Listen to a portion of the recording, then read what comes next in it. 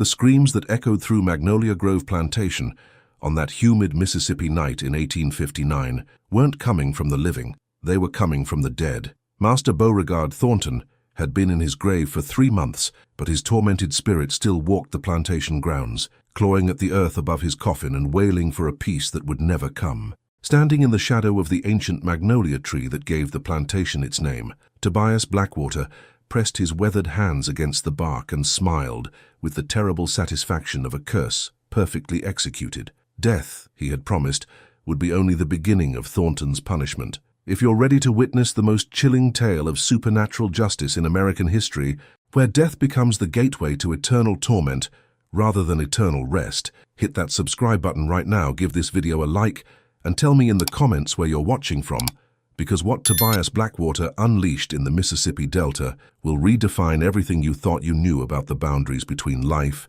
death, and justice. The year was 1859, and the antebellum South was racing toward a reckoning that would tear the nation apart, but nowhere was the brutal mathematics of human bondage more perfectly calculated than in the Mississippi Delta, where cotton plantations stretched across thousands of acres of the richest soil on earth. Here, among endless fields of white gold and the sprawling mansions built from its profits, the peculiar institution had reached its most refined and most vicious expression. Magnolia Grove Plantation encompassed 15,000 acres of prime delta land, its boundaries marked by ancient trees, whose Spanish moss-draped branches had witnessed 3 generations of systematic human brutalization disguised as agricultural enterprise. The plantation house, a masterpiece of antebellum architecture, rose from this landscape like a white temple to human greed, its massive columns and wraparound galleries serving as viewing platforms from which the Thornton family could survey their empire of flesh and cotton.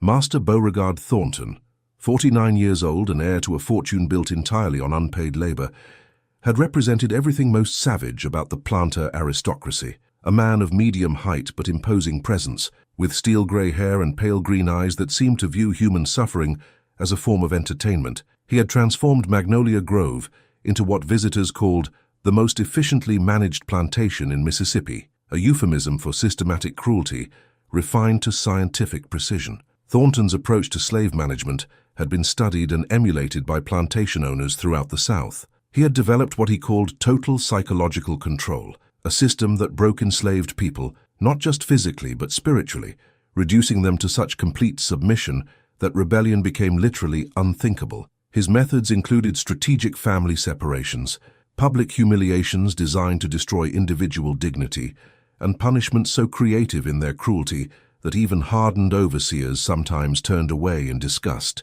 The plantation's 500 enslaved souls lived in conditions that would have shamed a conscientious farmer's livestock, packed into rows of crude cabins that lacked adequate ventilation, proper sanitation, or protection from Mississippi's brutal climate extremes. Children were separated from their parents at age 7 to prevent the formation of family bonds that might compete with absolute loyalty to their master. Women were bred like livestock, their reproductive capacity viewed as just another form of agricultural production. Among these 500 human beings, Tobias Blackwater stood as both healer and spiritual warrior, a man whose knowledge of forces beyond the physical world made him the most feared and respected figure in the quarters. At 58 years old, Tobias possessed the kind of presence that commanded attention without demanding it. Tall and lean, with skin the color of polished ebony and eyes that seemed to hold depths that reflected something far older than his individual existence. Tobias had been born in Haiti during the final years of the Great Revolution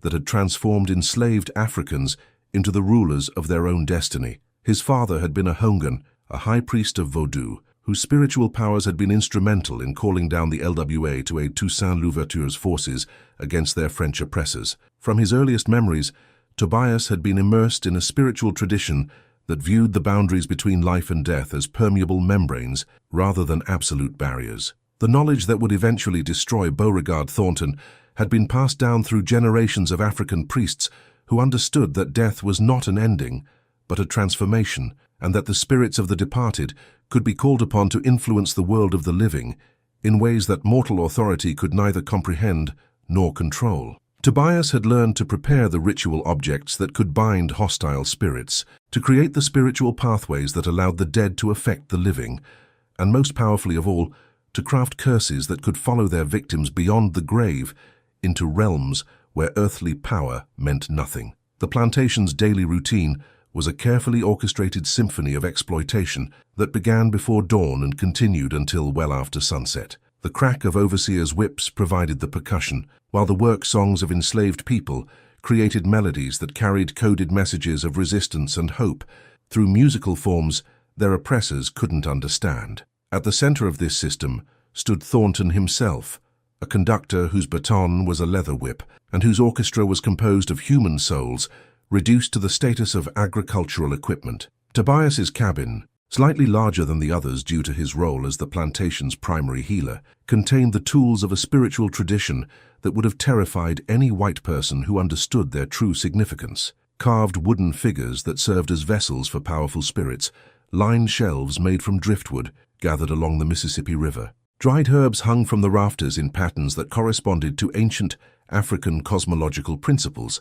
At the center of the room stood an altar that combined Catholic iconography with Voodoo symbols, creating a synthesis that allowed enslaved people to practice their ancestral religion under the noses of masters who insisted on Christian conversion. The spiritual practices that Tobias had inherited from his Haitian father represented a sophisticated understanding of forces that existed beyond the material world. Through careful manipulation of spiritual energy, practitioners could influence events, protect their communities, and strike back at those who harmed them. But the most dangerous aspect of this knowledge was its ability to transcend death itself, allowing curses to follow their victims into whatever realm awaited beyond physical existence. Master Thornton had always been suspicious of Tobias's influence among the slaves, sensing something dangerous in the way other enslaved people looked at the Voodoo practitioner, with a mixture of reverence and fear that Thornton believed should be reserved for white authority alone.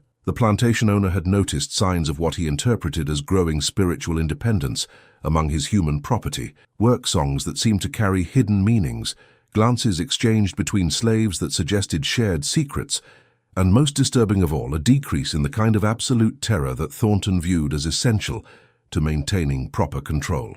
The confrontation that would ultimately seal both men's fates had been building for months, as Thornton became increasingly convinced that Tobias was undermining the psychological foundation of his plantation's management system. The master had begun setting traps, creating situations designed to catch the Voodoo practitioner in acts of spiritual rebellion that would justify the kind of spectacular punishment that would terrorize the entire enslaved community back into absolute submission. The trap had been sprung 3 months earlier, when Thornton had discovered what appeared to be ritual objects buried throughout the plantation grounds in patterns that suggested some form of spiritual working. The objects themselves, bones, roots, bits of colored cloth, and small carved figures, had seemed harmless enough to casual observation, but Thornton's instincts had told him that he was looking at components of something far more dangerous than simple superstition. His investigation had led him to a clearing deep in the plantation's wooded areas, where he had found evidence of regular gatherings that violated every law governing enslaved people's behavior. The clearing contained a sophisticated altar arrangement that combined African spiritual symbols with Catholic imagery, along with signs that large groups had been meeting there regularly for ceremonies that were clearly not Christian in nature. The discovery had triggered the kind of rage that only men like Thornton could experience when they realized that people they considered property had been maintaining spiritual lives independent of white control. His response had been swift and characteristically brutal, a public punishment designed not just to destroy Tobias, but to break the spirit of every enslaved person who had participated in or supported the secret ceremonies. Tobias had been tied to the plantation's whipping post during the hottest part of a Mississippi summer day, his body already weakened by years of hard labor and inadequate nutrition. But instead of the usual flogging that might kill a man through blood loss and shock, Thornton had devised something far more cruel, a slow death by exposure and dehydration, carried out in full view of the slave quarters, so that everyone would be forced to watch their spiritual leader die by degrees. For 3 days, Tobias had hung from that post, while Thornton provided just enough water to keep him conscious, but not enough to prevent his slow deterioration. The master had taken personal pleasure in describing to his victim exactly how his death would serve as an example to others who might be tempted to practice their heathen rituals on Christian soil. But what Thornton had not understood was that those 3 days of suffering had provided Tobias with exactly the time and spiritual energy needed to craft the most powerful curse in American folklore. Using techniques passed down through generations of Haitian hauntings, the dying man had woven together a spiritual working that would bind Thornton's soul to eternal torment, ensuring that death would provide no escape from the justice that awaited him. The curse had been completed just moments before Tobias drew his final breath, his dying words spoken in the ancient Creole of Haiti, but understood by every enslaved person who heard them. Death will not save you from what is coming.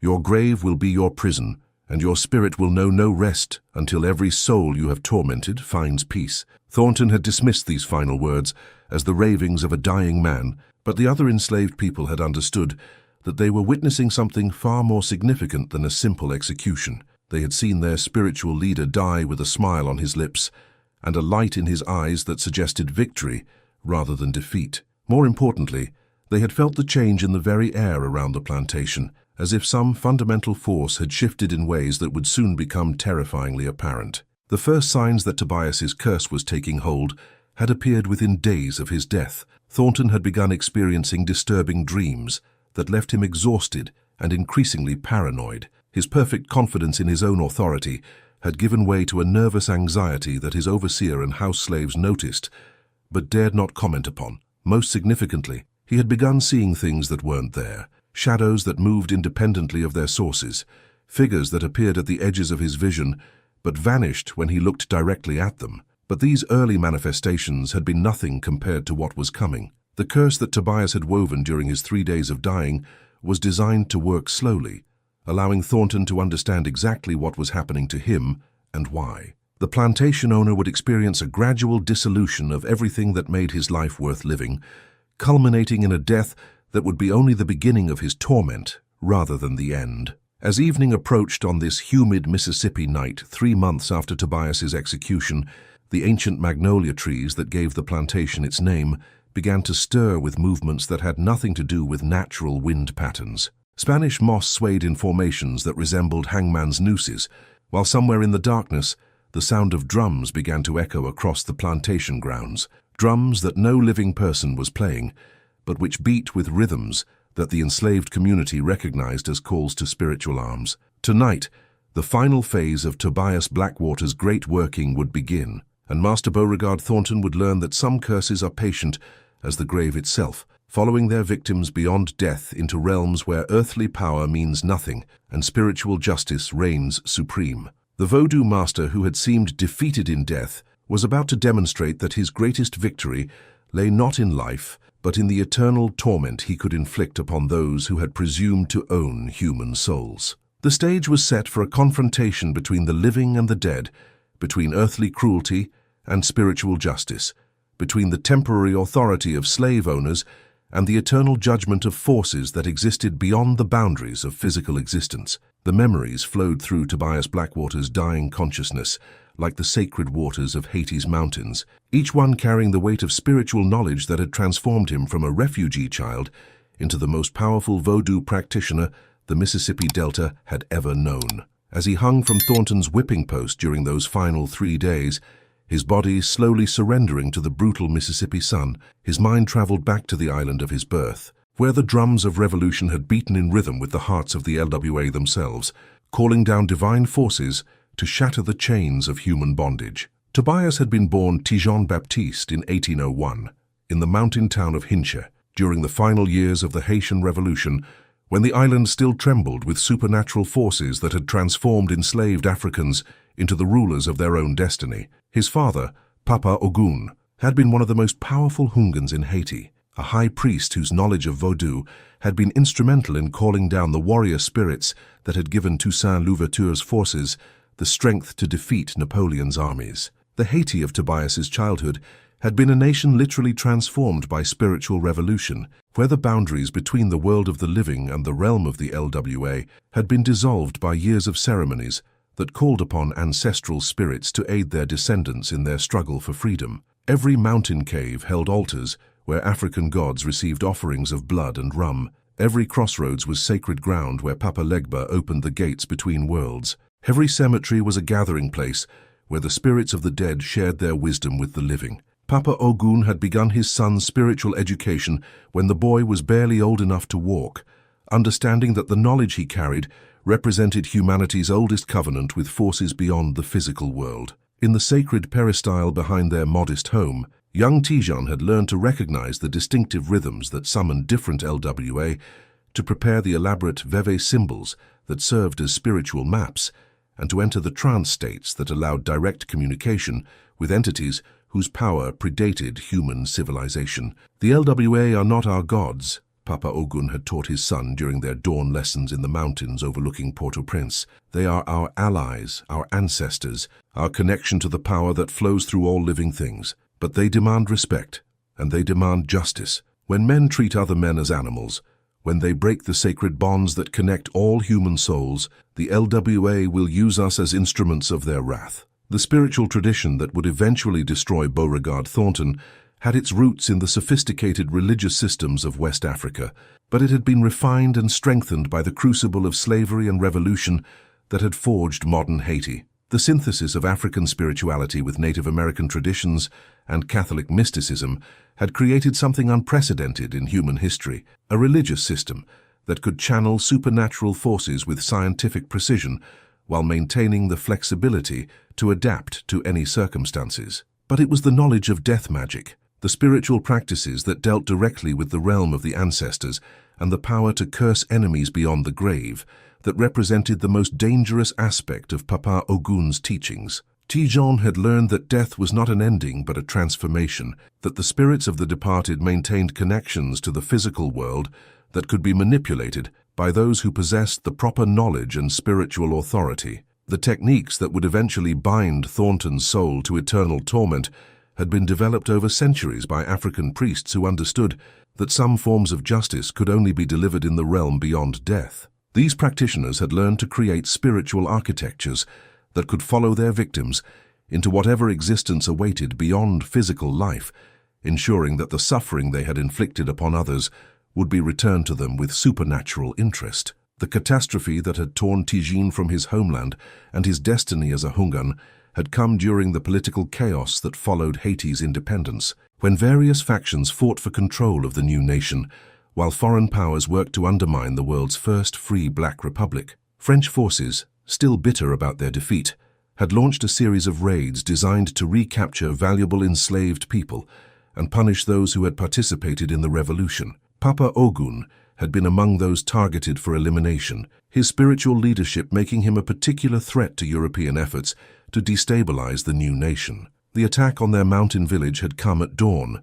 when most of the population was still asleep and vulnerable. Tijan, then 17 years old, had watched from a hiding place in the forest as French soldiers burned the sacred peristyle, where he had learned the mysteries of Voodoo and murdered the father who had taught him that spiritual power carried the responsibility to fight against injustice. The march to the coast had been a forced journey through a landscape still scarred by revolution, as captured Haitians were chained together and driven toward ships that would carry them back into the slavery they had fought so hard to escape.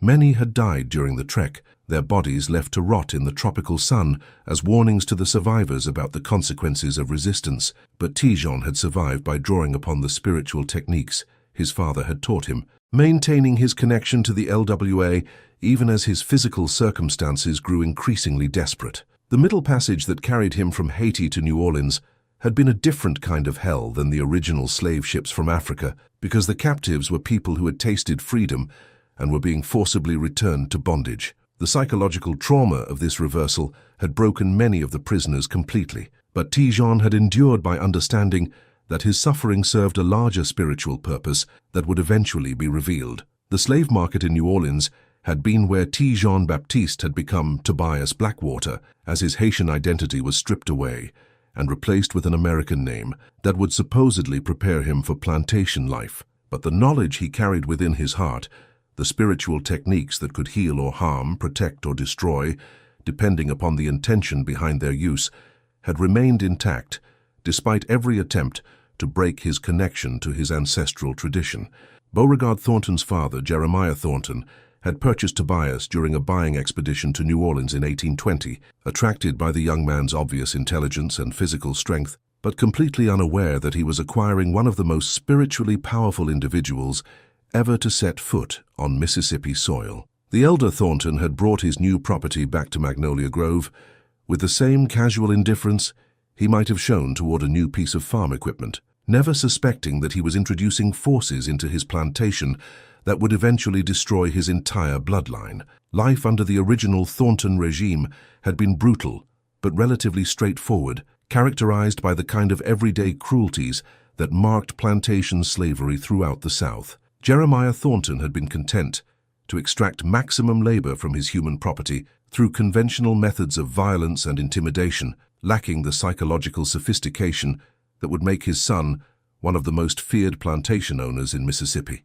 During those early years, Tobias had quietly begun adapting his Haitian spiritual practices to Mississippi conditions, learning to recognize the plants and natural features that could serve the same functions as their Caribbean counterparts. The Spanish moss that draped Mississippi's ancient live oaks could be used in the same ways as certain plants that grew in Haiti's mountains. The bones of American animals carried spiritual energy similar to their Caribbean cousins. Most importantly, the spirits of enslaved people who had died in Mississippi were adding their power to the ancestral realm, creating a supernatural army that grew stronger with each act of injustice. The transformation of Magnolia Grove from a typically brutal plantation into something approaching a supernatural battleground had begun when Beauregard Thornton inherited the property in 1840. The younger Thornton had brought to plantation management a scientific approach to cruelty that represented a quantum leap in the sophistication of human oppression, developing techniques that maximized psychological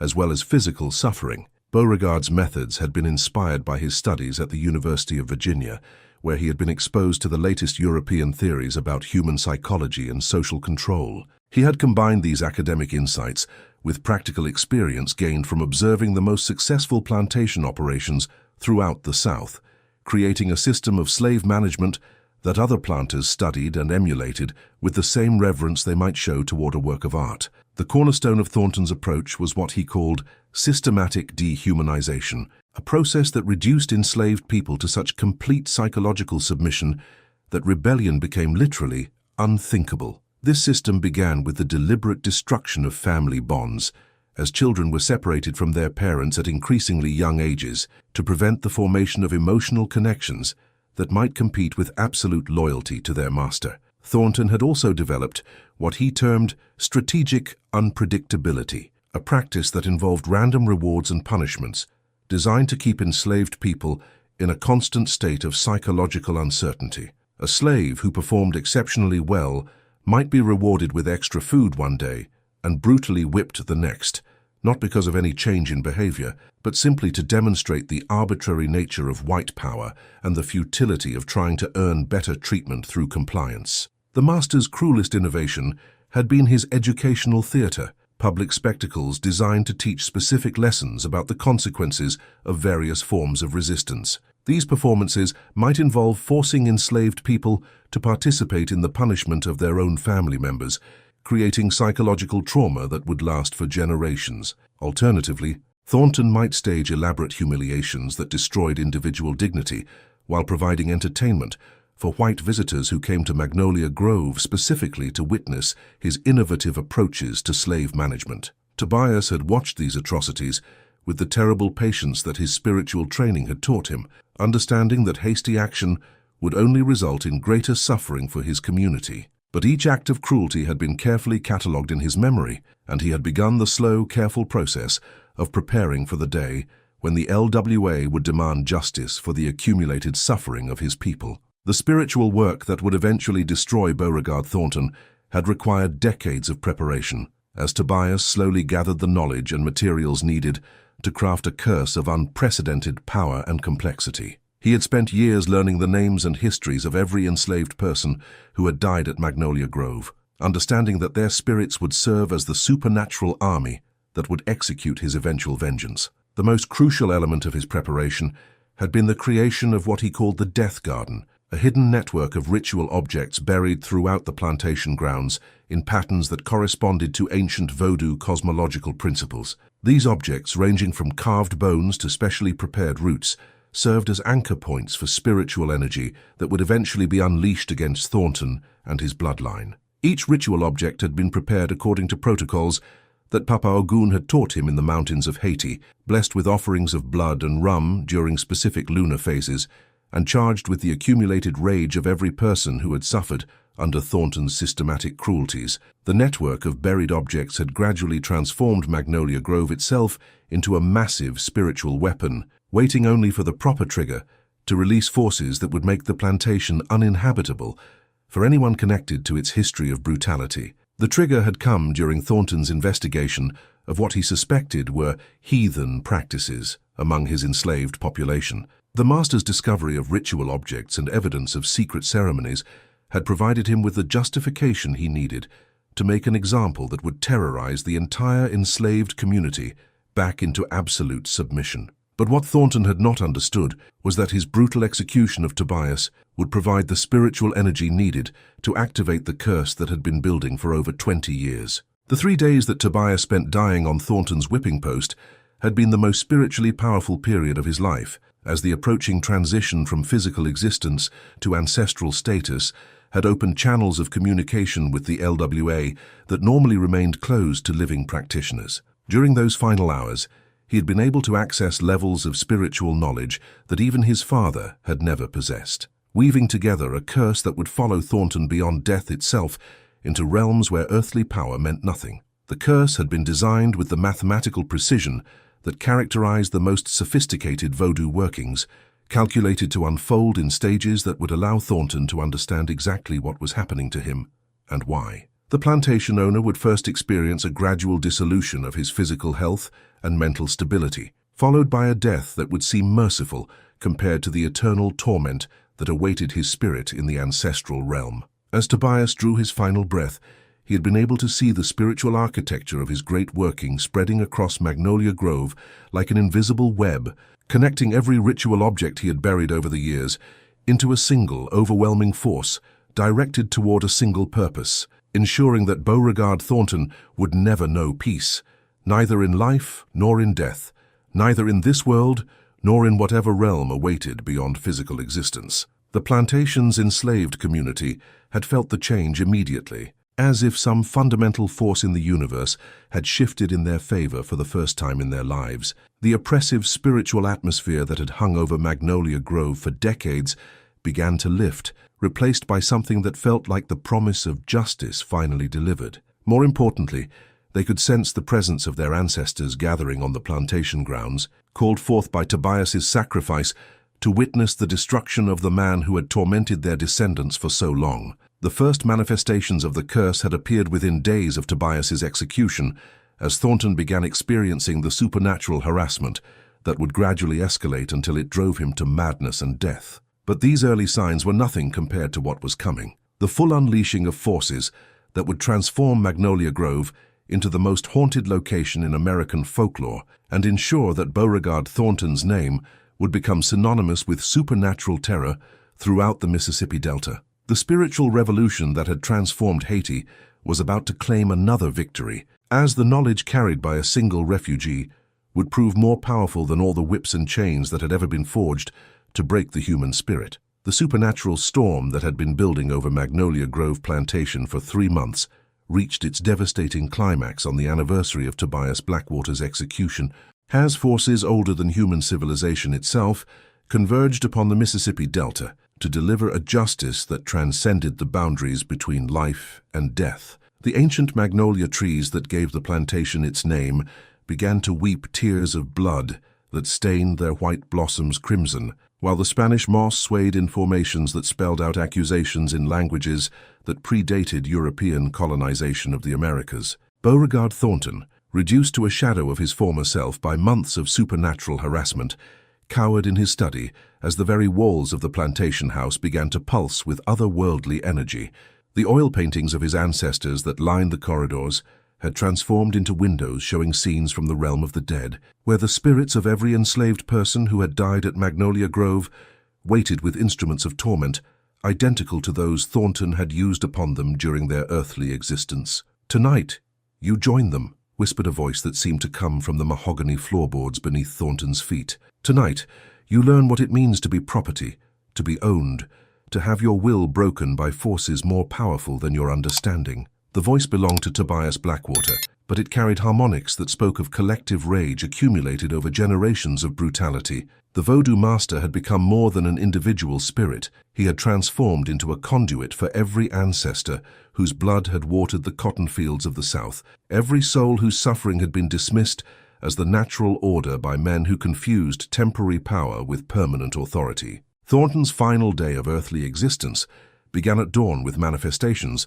that would have driven most men immediately into madness. His reflection in the mirror showed not his own face, but a constantly shifting parade of the enslaved people he had tortured and killed over 2 decades of refined cruelty. Each face stared back at him with eyes that blazed with supernatural fire, their mouths moving in silent accusations that he could hear despite the absence of sound. The breakfast that his terrified house slaves brought him turned to grave dirt the moment it touched his lips, while the water in his crystal goblets transformed into a liquid that tasted of blood and carried the screams of every person who had died under his whip. When he tried to flee the dining room, the mahogany table began to seep a red substance that spelled out the names of his victims in flowing script that seemed to write itself across the polished surface. The plantation's daily operations had completely collapsed as the supernatural forces that Tobias had unleashed began to affect everyone connected to the history of brutality that defined Magnolia Grove. The overseers found their whips turning to serpents in their hands,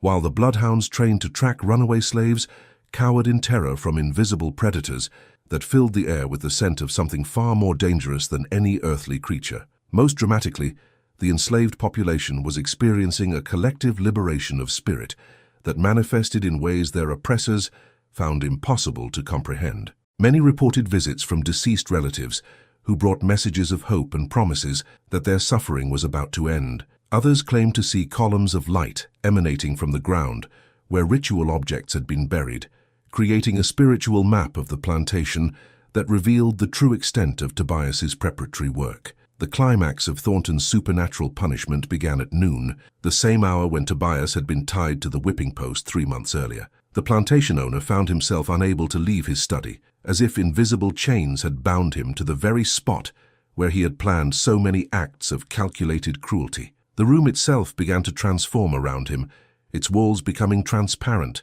to reveal the spiritual landscape that existed beyond physical perception. What Thornton saw in that otherworldly realm filled him with a terror so profound that his mind began to fracture under the weight of supernatural revelation. The plantation grounds were filled with thousands of spirits, not just those who had died at Magnolia Grove, but the collective souls of every person who had ever been enslaved, tortured, or murdered by white supremacist violence throughout the Americas. They stood in perfect formation, like a supernatural army, assembled to witness the final judgment of a man whose crimes had offended the very foundations of cosmic justice. At the center of this spiritual gathering stood Tobias Blackwater, but transformed by death into something far more powerful than any living practitioner of Voodoo could ever become. He wore robes that seemed to be woven from starlight itself, while his eyes blazed with the accumulated wisdom of every ancestor who had ever called down divine justice upon human oppressors. In his hands, he carried instruments of spiritual torture that would make Thornton's physical whips seem like gentle caresses by comparison. "You believed that death would end your authority over others," Tobias spoke with a voice that carried the power of ocean storms and mountain avalanches. "You believed that your grave would protect you from the consequences of your cruelty. But the LWA have different laws than your earthly courts, and spiritual justice recognizes no statute of limitations." The curse that Tobias had woven during his 3 days of dying began to manifest with devastating precision. As the network of ritual objects buried throughout the plantation grounds activated in sequence like a supernatural orchestra, tuned to frequencies that could shatter human sanity. Each object released spiritual energy that had been accumulating for decades, creating a confluence of forces that transformed Magnolia Grove into a gateway between the world of the living and the realm of ultimate judgment. Thornton's body began to experience the same systematic destruction that he had inflicted upon so many others, but accelerated and intensified by supernatural forces that could compress lifetimes of suffering into hours of unbearable agony. His flesh developed marks that corresponded exactly to every whip stroke he had ever delivered, while his bones began to break in patterns that mirrored the injuries he had inflicted upon children, women, and men whose only crime had been their inability to escape his property. But the physical torment was nothing compared to the psychological horror of understanding that this was only the beginning of his punishment. Through spiritual revelation that bypassed normal sensory channels, Thornton was forced to experience every act of cruelty from the perspective of his victims, feeling the despair of mothers watching their children sold away, the humiliation of human beings reduced to the status of livestock, the soul-crushing weight of being owned by someone who viewed your suffering as entertainment. The enslaved community gathered outside the plantation house as supernatural forces reached their climax, drawn by an understanding that they were witnessing something unprecedented in American history, the complete spiritual destruction of a white master by forces that had been summoned from beyond the grave. Many wept with joy as they felt the oppressive spiritual atmosphere that had defined their entire lives finally beginning to lift, replaced by the promise of justice delivered by ancestors who had never forgotten their suffering. As the afternoon progressed, Thornton's agony intensified beyond anything that human language could adequately describe. The curse was designed to ensure that he experienced every form of suffering he had ever inflicted, multiplied by the spiritual mathematics that governed cosmic justice. For every family he had separated, he felt the pain of infinite separation from everything he had ever loved. For every dignity he had destroyed, he experienced the complete dissolution of his own sense of self-worth. The moment of Thornton's death arrived at sunset, painted in shades of red that seemed to reflect the blood he had spilled over 2 decades of systematic brutality. But instead of the peaceful release that he desperately craved, his final breath became the gateway to an existence far more terrible than anything he had experienced in life. His spirit, bound by spiritual chains forged from his own cruelty, was dragged into a realm where the laws of earthly power had no meaning and where justice was administered by entities whose authority predated human civilization. In the realm beyond death, Thornton found himself in a landscape that perfectly mirrored Magnolia Grove, but transformed into a prison designed to contain his spirit for eternity. Here, he would experience the plantation system from the perspective of the enslaved, with himself as the property of forces that viewed his suffering as simply the natural order of spiritual justice. The whip would be in other hands now, wielded by the very people he had tormented, while he learned what it meant to have his will broken by powers beyond his comprehension. But even death did not end the supernatural manifestations at Magnolia Grove. As Tobias's curse had been designed to ensure that Thornton's torment would be visible to the living, as a warning about the price of treating human souls as property. Within days of the plantation owner's death, visitors began reporting encounters with Thornton's spirit, still bearing the marks of spiritual decay that had consumed his physical form, forever seeking rest that would never come. The plantation house itself became uninhabitable as supernatural forces continued to operate according to the spiritual architecture that Tobias had constructed over decades of preparation. Doors opened and closed according to invisible commands, while the sounds of weeping and wailing could be heard throughout the day and night. Most terrifying of all, mirrors throughout the house showed not reflections, but windows into the realm where Thornton's spirit was experiencing eternal punishment at the hands of those he had once owned. The enslaved population of Magnolia Grove found themselves in an unprecedented situation as the plantation's normal operations completely collapsed in the wake of Thornton's supernatural destruction. Without a master capable of maintaining discipline or a clear legal framework for their continued bondage, many simply walked away from the property that had been their prison for so long. Others remained, drawn by a sense that the spiritual forces Tobias had unleashed would continue to protect them from anyone who might try to re-establish the old system of oppression. The broader impact of Thornton's supernatural destruction extended far beyond the boundaries of a single plantation, as word of the events at Magnolia Grove spread through Mississippi's planter aristocracy like wildfire. Plantation owners throughout the Delta began to view their enslaved populations with new wariness, understanding that they might be harboring practitioners capable of wielding forces that could destroy them from beyond the grave. Emergency meetings were held in Jackson and Natchez, where planters shared increasingly alarming reports of unusual incidents on their own properties, supernatural harassment of overseers, livestock that became violent in the presence of certain white people, and most disturbing of all, enslaved people who exhibited a new confidence that suggested they possessed knowledge their masters couldn't comprehend or control. As night fell over Magnolia Grove on this anniversary of Tobias Blackwater's execution, the ancient magnolia trees continued to weep their bloody tears, while Spanish moss swayed in patterns that spelled out prophecies of liberation in languages that connected the Mississippi Delta to the mountains of Haiti and the forests of Africa. The Voodoo master, who had seemed defeated in death, had demonstrated that spiritual power could transcend every barrier that earthly authority tried to impose. The curse that had destroyed Beauregard Thornton was now expanding beyond its original target, creating ripple effects that would eventually contribute to the collapse of the entire system of slavery that had defined the American South. The spirits that Tobias had summoned were not content with punishing a single oppressor. They were beginning to work toward the liberation of every soul that remained in bondage, using methods that no earthly power could understand or resist. The climax of supernatural justice had arrived, and there would be no escape, no reprieve, and no mercy for those who had presumed to treat human beings as property. Death, as Tobias Blackwater had promised, was only the beginning of consequences that would echo through eternity. The transformation of Magnolia Grove Plantation from a monument to human oppression into the most haunted location in American folklore unfolded over the months following Beauregard Thornton's supernatural death, as the spiritual forces that Tobias Blackwater had unleashed continued to operate with a power and persistence that defied every attempt at rational explanation. What had begun as one man's quest for justice evolved into a supernatural revolution that would ultimately contribute to the collapse of slavery throughout the Mississippi Delta and establish Tobias as the most feared spiritual warrior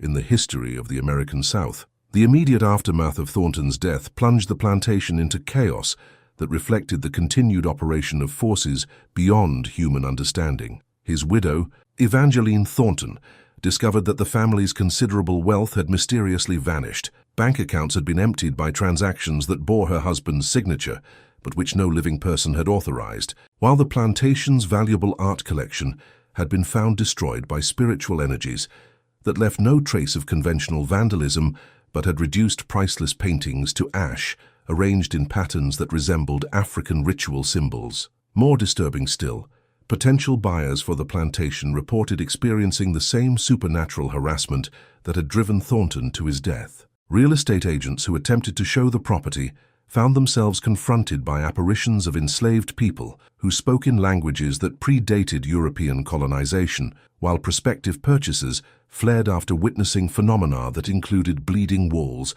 mirrors that showed scenes from the realm of the dead, and the persistent sound of drums that seemed to emanate from beneath the ground itself. The plantation house, once a symbol of genteel refinement built upon systematic brutality, had become a physical manifestation of spiritual justice that operated according to laws that white society could neither understand nor control. Every room contained evidence of supernatural activity that made normal habitation impossible. Doors that opened and closed according to invisible commands, furniture that moved without human intervention, and most terrifying of all, mirrors that served as windows into the realm where Thornton's spirit was experiencing eternal punishment at the hands of those he had once owned. Dr. Edmund Blackstone, a physician and amateur researcher of supernatural phenomena who had traveled from New Orleans to document the events at Magnolia Grove, was confronted with evidence that challenged every assumption of materialist science. His detailed examination of the plantation house revealed that the supernatural manifestations followed consistent patterns that suggested intelligent direction rather than random paranormal activity. "We are witnessing something unprecedented in the annals of supernatural research," Dr. Blackstone wrote in his private journal, his usually precise handwriting betraying the emotional impact of what he was documenting. "The phenomena at Magnolia Grove demonstrate a level of spiritual organization and purpose that suggests the existence of intelligences that operate beyond the boundaries of physical death. Most significantly, these forces appear to be executing a form of justice that our earthly legal systems have never been capable of delivering." The enslaved population that remained at Magnolia Grove found themselves in a situation that had no precedent in American history, as the spiritual forces that Tobias had summoned continued to protect them from anyone who might attempt to re-establish the old system of oppression. Several attempts by neighboring plantation owners to claim the abandoned property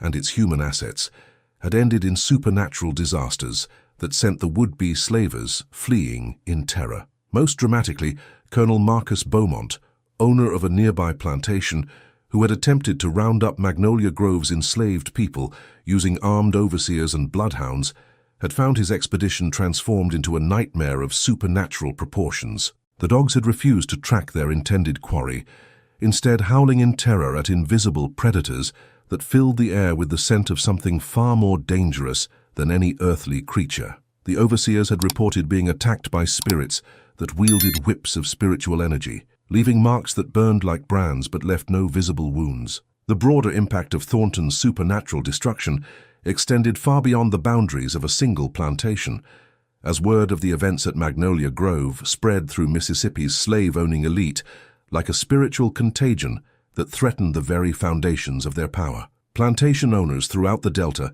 began experiencing their own supernatural harassment, as if Tobias's great working had awakened spiritual forces that had been dormant throughout the region. Reports flooded into the offices of Mississippi's governor and legislature, describing phenomena that defied rational explanation, but which all pointed toward a systematic spiritual rebellion against the institution of slavery. Mirrors in plantation houses throughout the state began showing reflections that included the faces of deceased enslaved people. Work songs in the fields took on new meanings as practitioners of African spiritual traditions used musical forms to coordinate resistance activities that white observers couldn't detect, but which created an underground network of supernatural communication. Most significantly, the death rates among plantation owners and overseers began to climb dramatically, with many succumbing to mysterious illnesses that physicians were unable to diagnose or treat. Those who survived reported being haunted by dreams of deceased enslaved people who spoke in African languages that the dreamers somehow understood despite having no knowledge of these tongues. The dreams carried consistent messages. The ancestors were watching, justice was coming, and the system of human bondage would not survive the spiritual forces that had been awakened by Tobias Blackwater's sacrifice. The religious establishment's response to these events revealed the theological crisis that supernatural resistance posed to Christian justifications of slavery. Ministers who had spent their careers defending human bondage through selective biblical interpretation found themselves confronting evidence that the God they claimed to serve was answering the prayers of the oppressed rather than the oppressors. Reverend Thaddeus Whitmore, one of Mississippi's most prominent Baptist ministers and a vocal defender of slavery as divinely ordained, was forced to acknowledge the reality of what was occurring throughout the Delta in a sermon that would be remembered for generations. "We are witnessing signs and wonders that challenge our understanding of divine will," he admitted to his shocked congregation.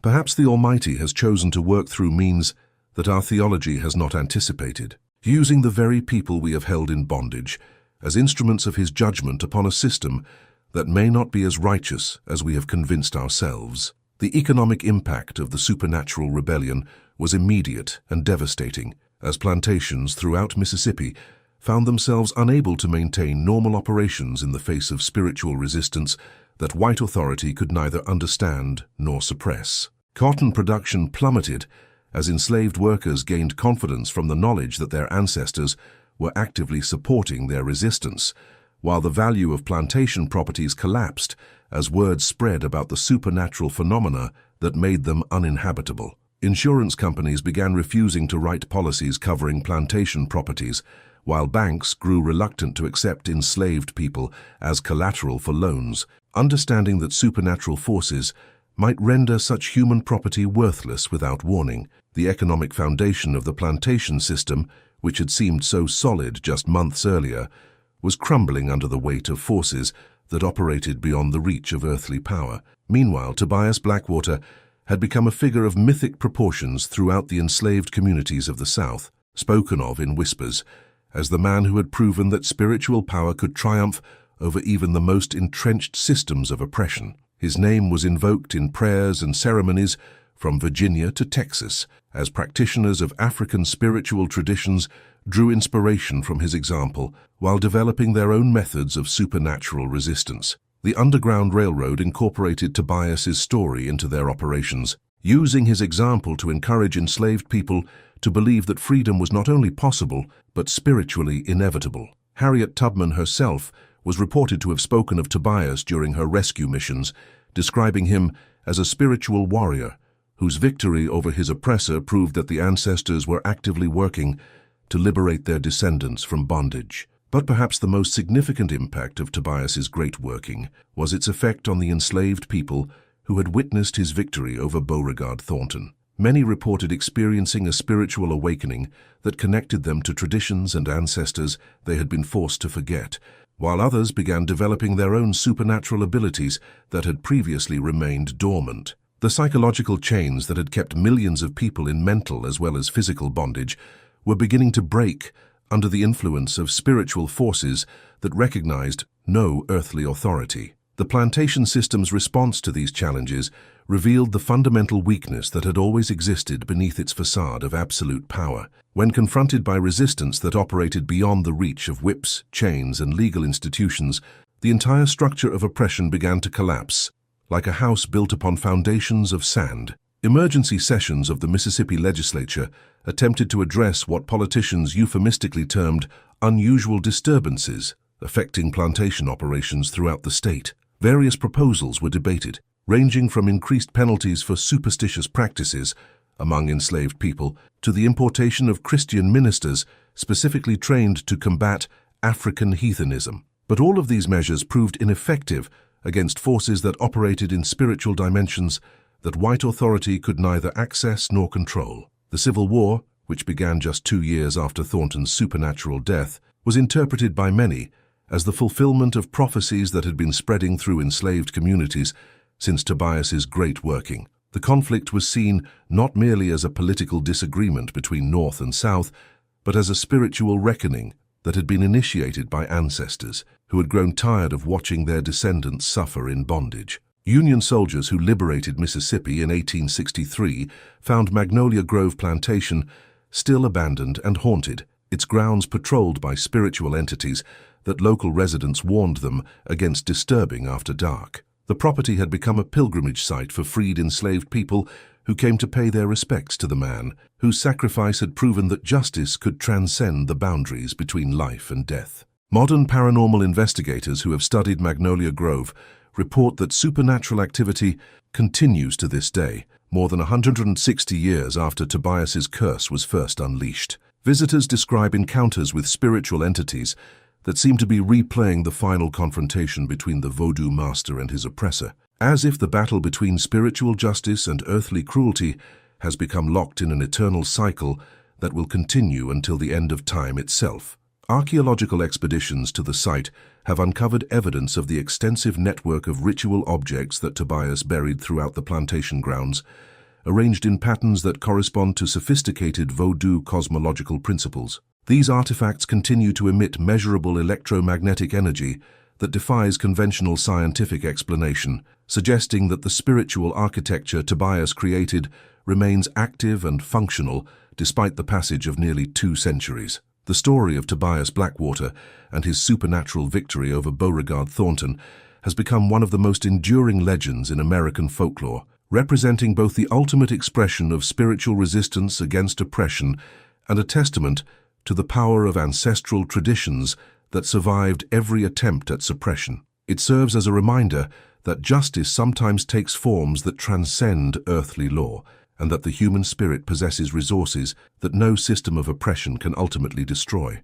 Educational institutions throughout the United States now include Tobias's story in curricula dealing with the history of resistance to slavery, while spiritual practitioners worldwide study his methods as examples of how ancient traditions can be adapted to address contemporary forms of injustice. His legacy continues to inspire those who face seemingly impossible odds, proving that individual courage combined with spiritual knowledge can create ripple effects that transform entire societies. The haunted ruins of Magnolia Grove Plantation stand today as a monument to both the horrors of human bondage and the power of spiritual justice to transcend every barrier that earthly authority attempts to impose. The magnolia trees that gave the plantation its name continue to weep their bloody tears each year on the anniversary of Tobias's execution, while the Spanish moss sways in patterns that spell out messages of hope for all who possess the vision to read them. The legacy of Tobias Blackwater reminds us that resistance takes many forms, and that the most powerful weapons against oppression may be those that operate in dimensions beyond physical sight. If this story of supernatural justice and spiritual triumph has moved you, challenged you, or inspired you to think differently about the hidden forces that shape human history, let me know in the comments below. Share this video with others who appreciate tales of courage that transcend the boundaries between life and death. And don't forget to subscribe for more forgotten stories of the extraordinary individuals whose spiritual victories continue to echo through time itself.